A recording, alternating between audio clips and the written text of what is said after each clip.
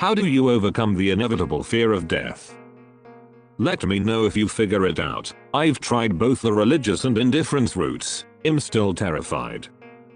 Here's a short anecdote. My granddad died of prostate cancer in his early 60s, and now my dad, 58, has also recently been diagnosed with prostate cancer. My mum is heartbroken and so scared of him dying, but dad isn't bothered at all. He says I could live with cancer and fear death for years, or I could step into the road and be hit by a bus in 10 minutes. Focus on the now. I'm obviously saddened by the news, yet I can't help but take salute his behavior. If he isn't scared, I shouldn't be either. On the other hand, Epicurus. Death does not concern us, because as long as we exist, death is not here. And once it does come, we no longer exist. We die every night in many respects. It's the process of dying that can be distasteful, but death itself is inherently unknowable and always will be, and therefore nothing to fear.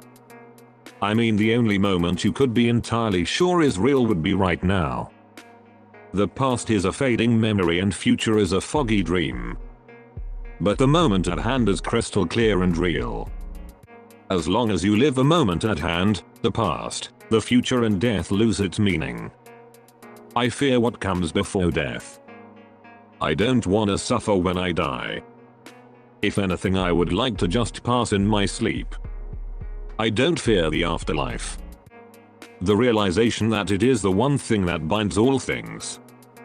Ancient, infantile, strong, feeble, powerful, weak, it is a rite of passage. Just as birth was an incalculable anomaly, death is the release of your energy back into the system of life in this world. Ashes to ashes, dust to dust, until the giving sun dashes the crust. It's a beautiful thing that, though sad, brings full circle the beauty of existence. Without it, we lose our sight as a sentient race entirely. Be proud that you get to experience something so beyond us that every potential organism and celestial wonder in the universe experiences. No computer, no black hole, no atom, lasts forever. Plus, I mean, wouldn't it be cool to potentially see that from which you came? Energy can't be created or destroyed, so. Theories. This helps. There is so much more to everything than just life. We can see it with our very limited eyes and brains. What's to say there's way more we can't see? Chidi on The Good Place grappled with his existence in one of the last episodes. He described himself as a wave and how the wave was always a part of the water. But that the wave was just a different way for the water to be for a while. Think about your life for a second. You came from nothing and appeared at a fixed point in time.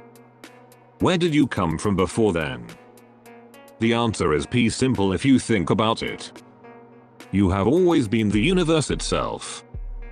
There is no evidence that confirms or denies that the universe itself isn't conscious. And in a way, there's more evidence, you being conscious, that the universe is conscious. So my answer to this is simple. In a way, I have always been, and always will be. Death timeline theory. What if perhaps the Mandela effect is result of multiple timelines branching off?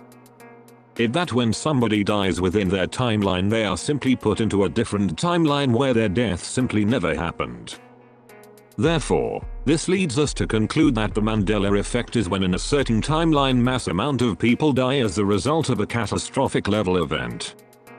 All those people who would have perished in that particular timeline would all shifted to another timeline where no such catastrophic event happens.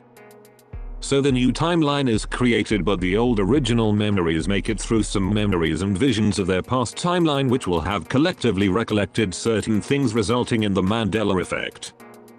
Which is really our consciousness, resurfacing memories from our previous timelines. I agree.